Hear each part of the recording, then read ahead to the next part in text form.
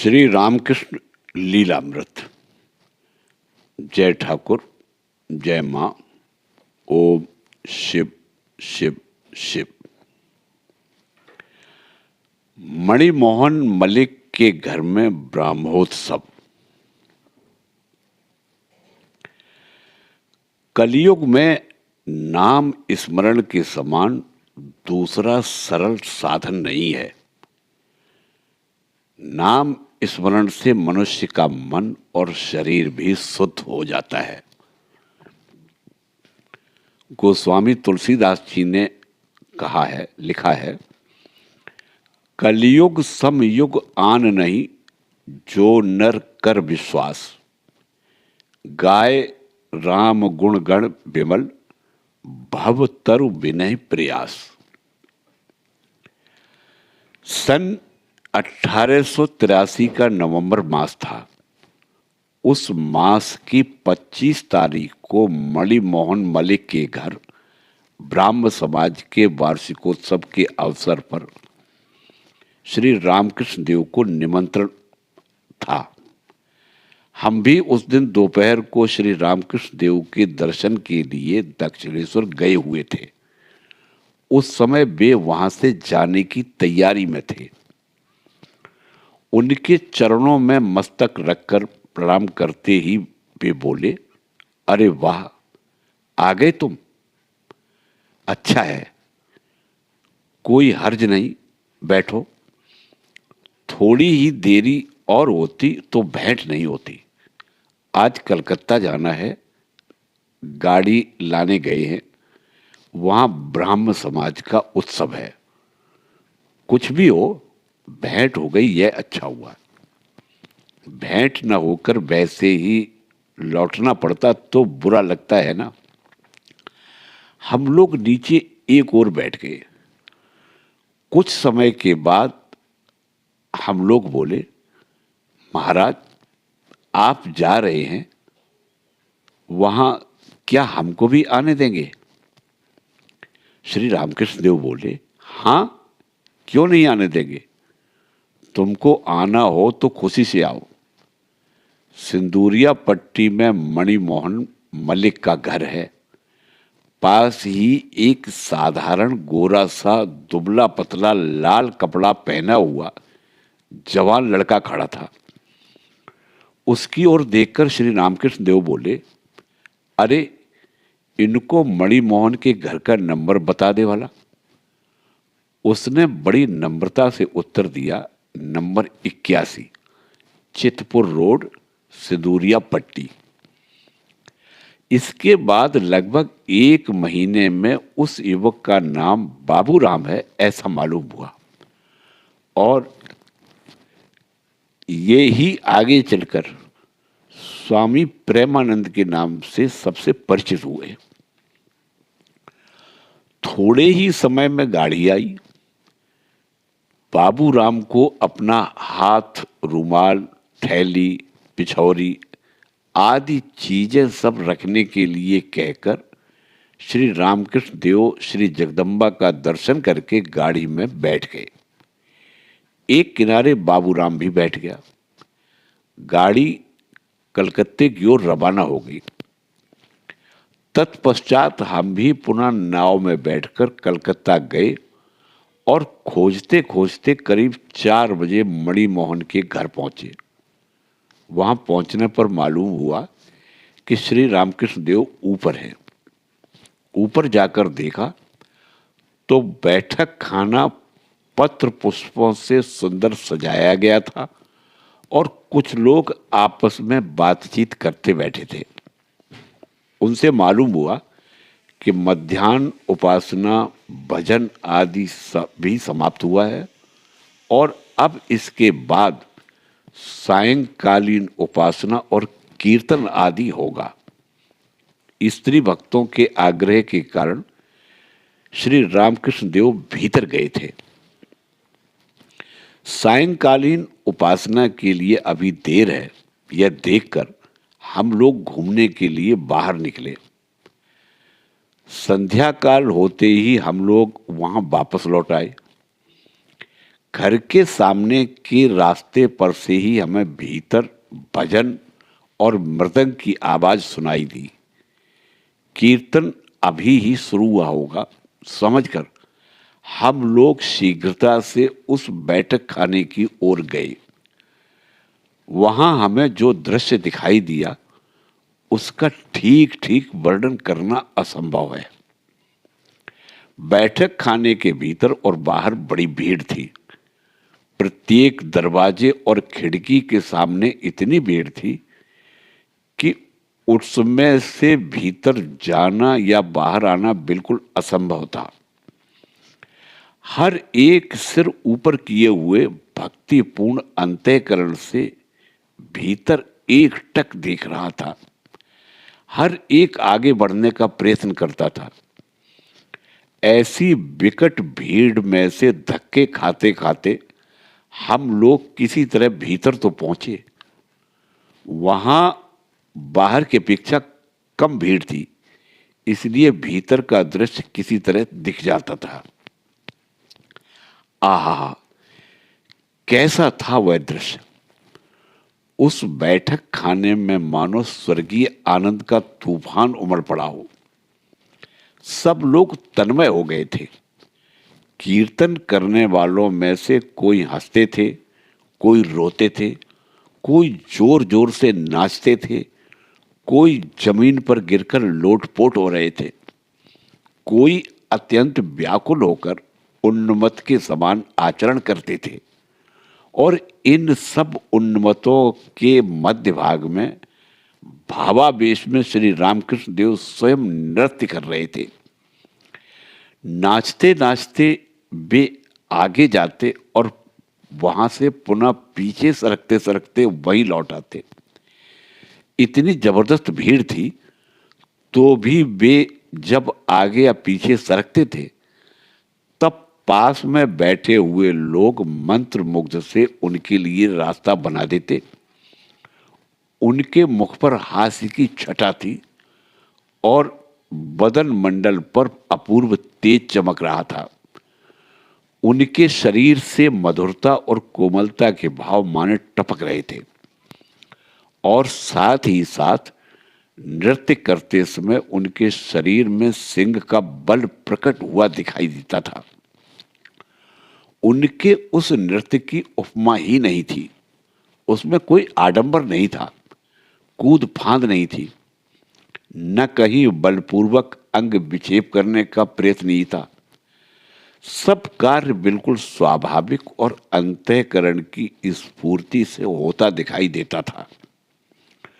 सुंदर निर्मल जल जैसे मछली छोड़ दी जाए तो वह जैसे उसमें आनंद से क्रीड़ा करती है, कभी शांति से, कभी जल्दी जल्दी तैरती है और पानी में चारों ओर चक्कर लगाती है, वही हाल श्री रामकृष्ण देव के इस अपूर्व नृत्य का था।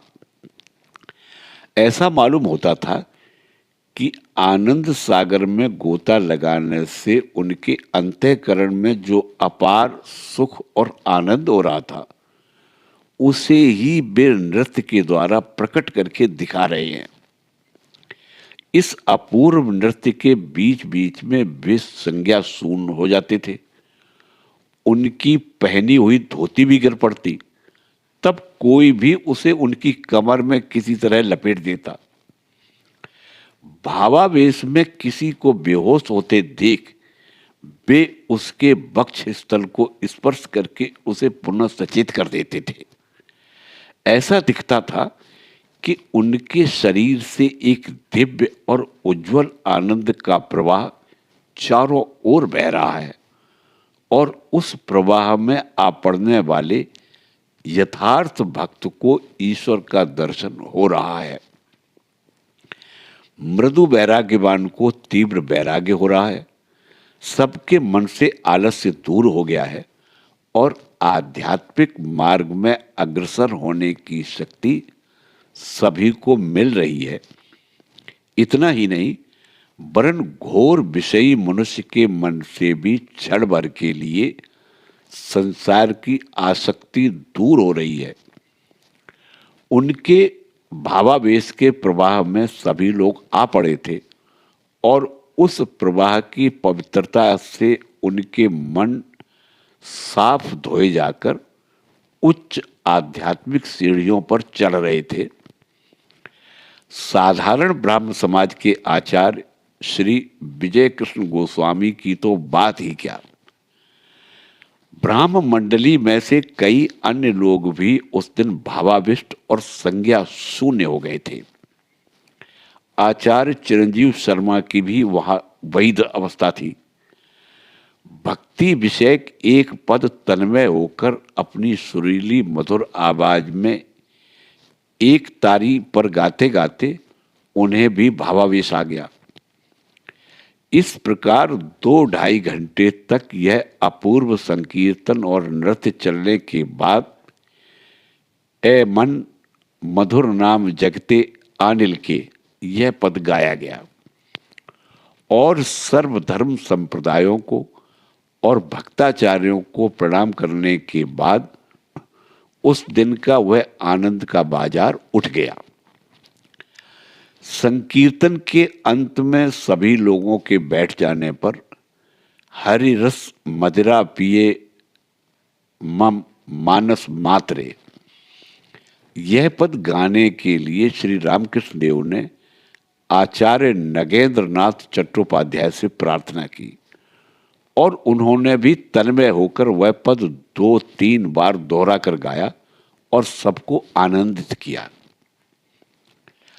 इसके बाद रूप रसादि विषयों से मन को बाहर निकालकर ईश्वर की सेवा में लगाए रखने से जीव को परम शांति प्राप्त होती है, इस आशय का उपदेश श्री रामकृष्ण देव ने श्रोता समुदाय को दिया। बैठक खाने की एक ओर पर्दे की आड़ में स्त्रियां भी बैठी थी। उन्होंने भी आध्यात्मिक विषयों पर अनेक प्रश्न श्री रामकृष्ण देव से पूछे और श्री रामकृष्ण देव ने भी उनको उचित उत्तर दिया। उस दिन बताए हुए विषय श्रोता लोगों के मन में दृढ़ता से जम जाएं, इस हेतु से उत्तर देते देते ही उन्होंने श्री जगदम्बा का नाम गाना शुरू कर दिया और राम प्रसाद, कमलाकांत आदि साधकों के अनेक भक्ति रसपूर्ण पद भी स्वयं गाए।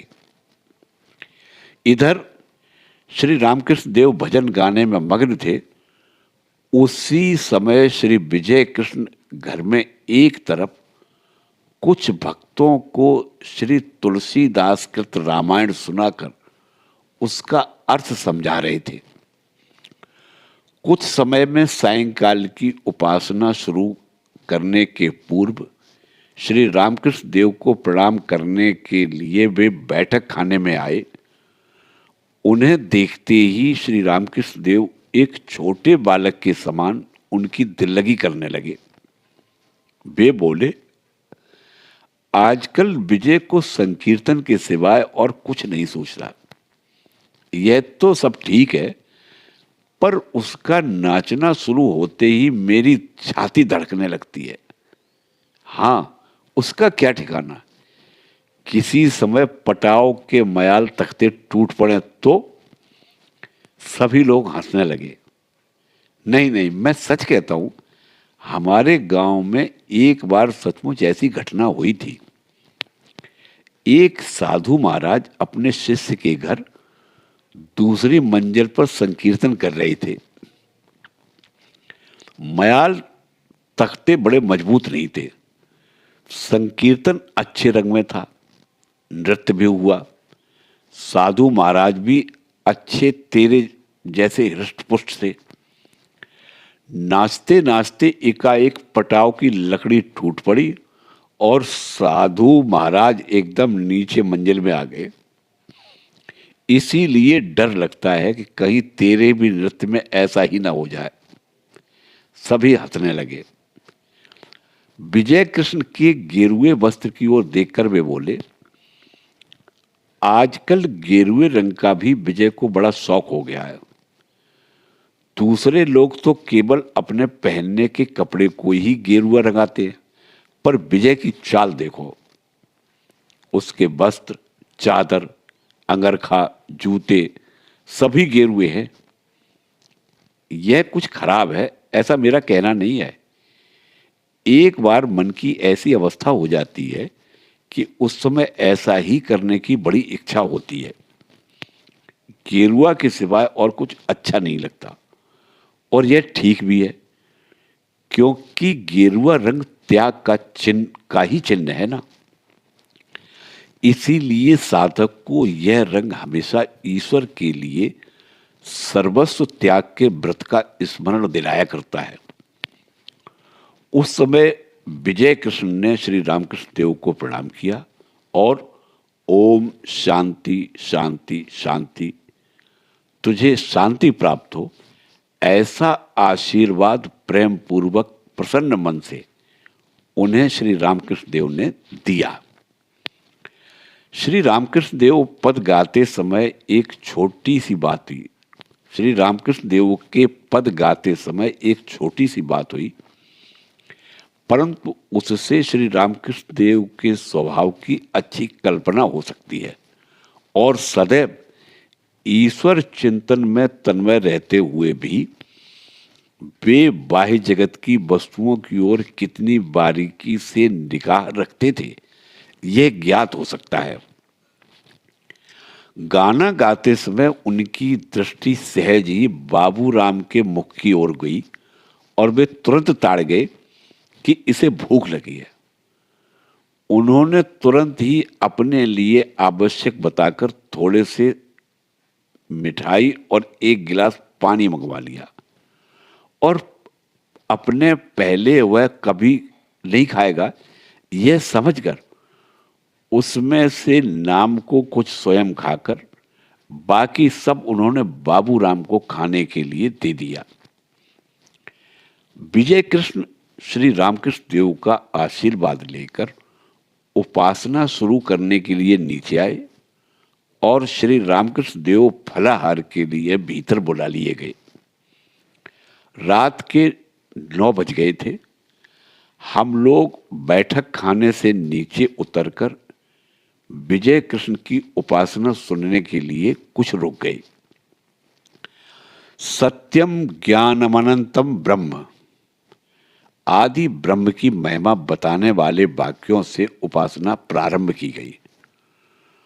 कुछ समय में श्री रामकृष्ण देव भी वहां आए और उपासना सुनते हुए सबके साथ 10-15 मिनट बैठे रहे। तदंतर उन्होंने जमीन पर साष्टांग प्रणाम किया और रात्रि अधिक हुई जानकर वापस जाने के लिए गाड़ी लाने को कहा। गाड़ी आने पर वे उपासना गृह से धीरे धीरे बाहर आए और ठंड से बचने के लिए मोजे, बंडी और कंटोप पहनकर गाड़ी में बैठ गए। सभी ने उनको प्रणाम किया और गाड़ी दक्षिणेश्वर के लिए रवाना हो गई। विजय कृष्ण की उपासना देखने के लिए कुछ देर और ठहर कर हम लोग भी घर गए। जय ठाकुर, जय मां।